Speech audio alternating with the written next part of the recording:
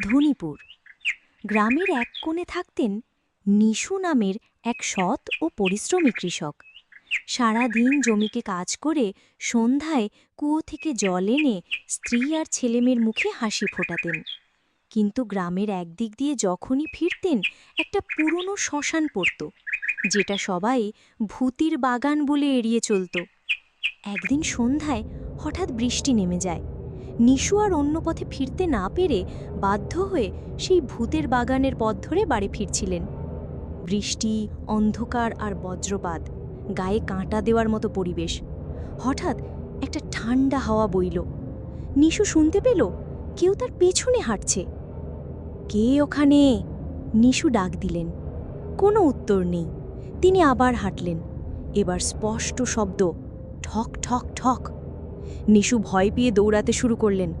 হঠাৎ সামনে এক ছায়া